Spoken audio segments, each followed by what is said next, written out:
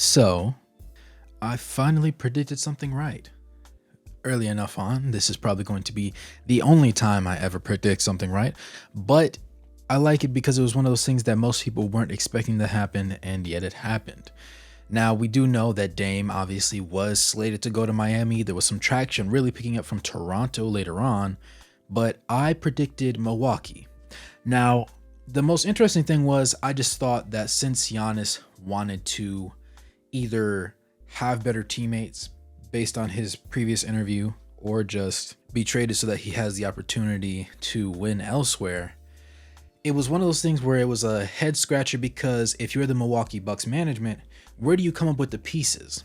Now, I originally recorded my video previous to this past evening, but the reason why a video didn't go up the previous night, as I've been going daily, is because the audio for the video that was supposed to be roughly 9 to 12 minutes had actually cut out around the 4-minute mark. So I had to go ahead and revamp it. At about 11 o'clock at night, I elected to go ahead and record that video, so I am a little bit groggy in it.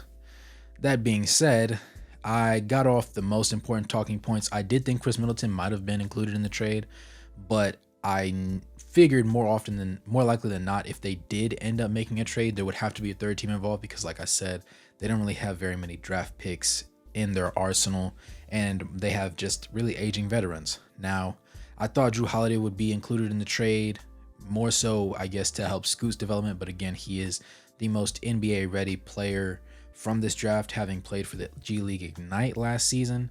I think that it's going to be interesting to see what they do because I also caught wind that they are looking to trade him immediately. Like, they don't want to have him on the roster come the actual time of the season beginning.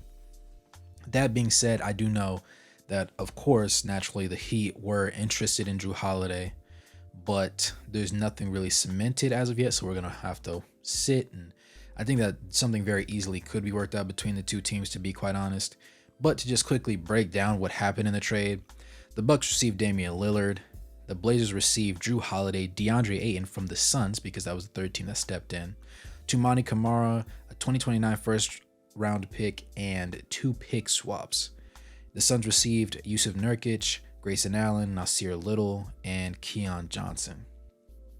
So overall, I would say that the Blazers did get a decent haul for what they put into it. They obviously, I would say they upgraded at center. Some people consider Yusuf Nurkic to be the great value version of Jokic. I would disagree because they're two entirely different centers. There's a more clear person that you would rather have on your team.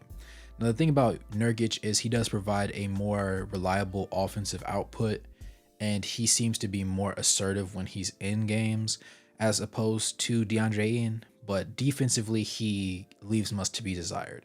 And so in that aspect, I think the Suns did regress a little bit defensively because now you're relying on who to really step up and be that rim protector. Are you expecting Kevin Durant to just be a savant at, 17 years into the league now, post Achilles tear? I don't like that for him, even though he's going to have probably less of an offensive burden thanks to Bradley Beal. But we're also expecting Bradley Beal to turn into Chris Paul with a better scoring output, which is definitely possible. So I guess I have to apologize to Suns fans because you guys have outdone yourselves this time. Your front office is cooking up something serious. Now, they did get Grayson Allen and Nasir Little. Nasir Little obviously does help a little bit on the defensive side of the ball. I like Grayson Allen because of his shooting touch and the fact that he's like a plug-and-play kind of player that can occasionally create shots for himself in like an Austin Reeves-ish kind of way. Not as good in my personal opinion, but overall, he is a very sneaky upgrade that they really could use on their team, considering how their bench is okay, but they have a lot of specialists on their team, I did realize. Keon Johnson's okay, like I said, and Nasir Little provides a little bit of a defensive upside that they do need. I think that they, again, regressed defensively just because they don't have DeAndre Ayton on that team anymore, but that's not going to be the most darning part for them. I think that how they decide to get this offense worked out, they're going to have the pieces to score points, but you need to have a defense that can basically keep other teams from scoring on the nights that you're not scoring too hot, because there will be hot and cold games for players across the league, just as there always is. And when you have a lot of superstars on one team, you can always give it to the hot hand, but you just need to make sure there's enough hot hands hot and the opposing team has enough hot hands that are cold.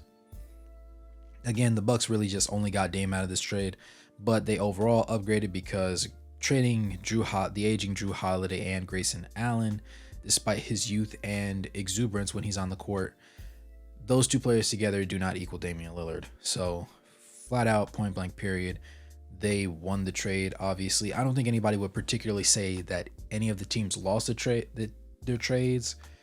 The Suns, I feel, are going to be the most interesting out of it because they did give up DeAndre Ayton, so they took that step back defensively. But offensively, I do think they get better having Nurkic on their team because he's a better passer, in my opinion, than DeAndre Ayton.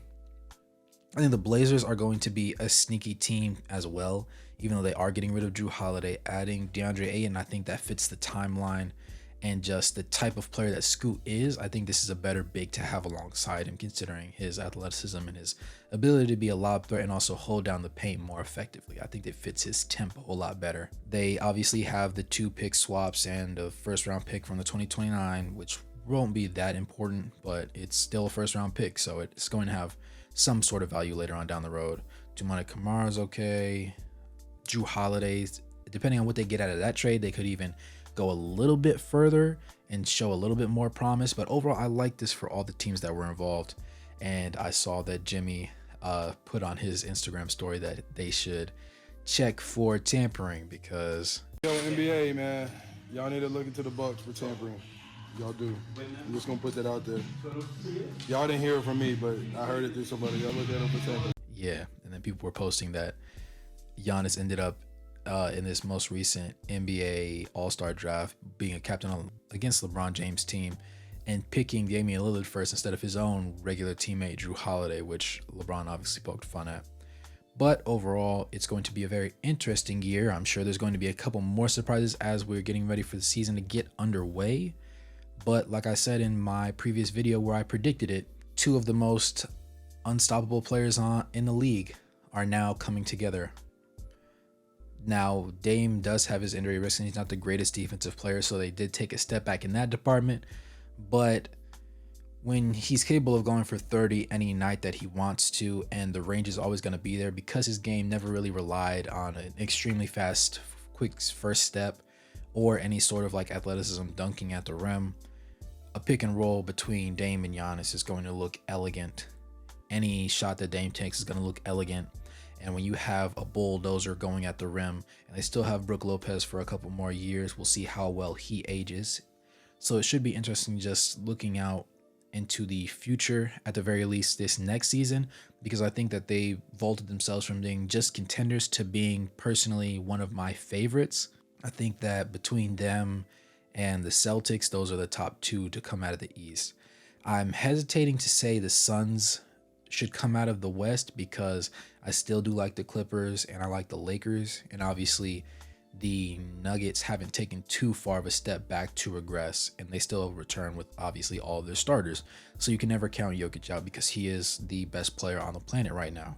That being said, I do like what it brings to the league going forward, and it's impressive because this is the first time in a very, quite possibly ever, where a superstar level talent was traded to a small market team, because that just doesn't happen. And the biggest knock for Giannis being able to stay there was the fact that they weren't going to be able to get another star that was superstar level talent to come over there and be willing to play, because nobody wants to come to a small market team where there's not much to do else outside of, going to a game. That being said, cheers to one of my probably only on the spot hot takes that literally predicted it. I predicted the trade 2.5 hours before it dropped with my video post, and I have the evidence to prove it.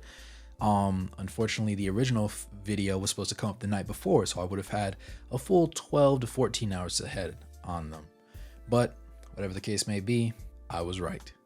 And that's the only time I'm going to say it. Thanks for tuning in this video, guys. Make sure to like the video so that the algorithm knows to push this out to further viewers. Make sure to go ahead and subscribe, turn on those post notifications, join the Patreon, whose link will be in the description. Leave us a comment and let us know what you think. I love to have intelligent discussions with you guys down below. And without any further ado, good morning, good evening, good night, no matter where you are on the globe watching. Thanks for tuning in to this video, and I'll catch you guys in the next one. Peace.